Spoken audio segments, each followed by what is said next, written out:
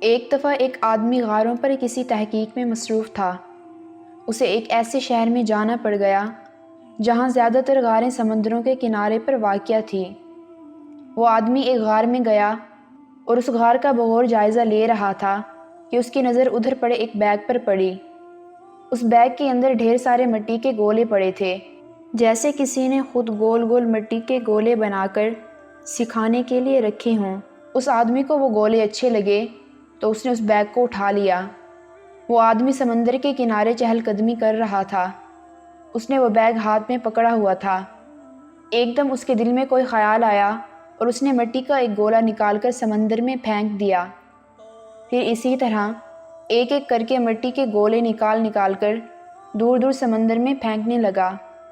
اسی دوران ایک گولا نیچے گر گیا اور کیونکہ نیچے پتھر تھا تو وہ ٹوٹ گیا، اور اس آدمی نے دیکھا تو اس گولے میں سے ایک گوہر نکلا تھا۔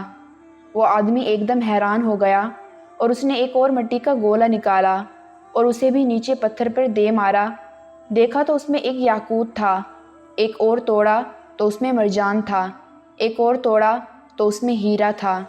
اسی طرح وہ تمام گولے توڑتا گیا اور دیکھا تو ان میں سے ہر ایک میں کوئی نہ کوئی اعلیٰ قیمت گوہر برآمد ہو رہا تھا۔ وہ آدمی بہت خوش ہوا کہ اچانک اسے یاد آیا کہ ابھی تو صرف 20 گولے بچے تھے۔ اس نے کوئی 50 کے قریب گولے تو سمندر میں پھینک دیے تھے۔ وہ ایک دم اپنے اوپر غصہ ہونے لگا کہ یہ کیا بے وقوفی کی۔ اسی طرح زندگی میں ہم اتنے لوگوں سے ملتے ہیں، لیکن فطرت کے مطابق دوستی ایسے لوگوں سے کرتے ہیں جو ہم جیسے ہوں یا ہم سے زیادہ خوبصورت یا امیر ہوں۔ حالانکہ ہمیں اندازہ ہی نہیں ہوتا کہ کسی بھی کتاب کو اس کی جلد دیکھ کر نہیں جانچا جا سکتا۔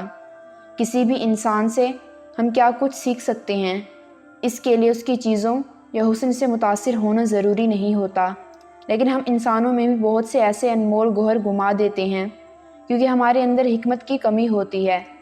ہر انسان کو موقع دینا چاہیے اور ہر ایک سے برابری کا سلوک کرنا چاہیے۔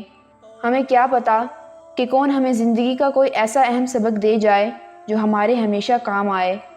انسانوں کی قدر کرنی چاہیے اور ان کے ظاہر سے کہیں زیادہ ان کے باطن پر توجہ مرکوز کرنی چاہیے۔ اسی طرح ہم اچھے اور صحیح دوست بنا سکتے ہیں، ورنہ ہماری ہر دوستی اگر دنیاوی اور ظاہری چیزوں کی بنیاد پر استوار ہوگی تو وہ آگے جا کر زندگی میں ہمیشہ کسی نہ کسی مصیبت یا دکھ کی وجہ بنے گی۔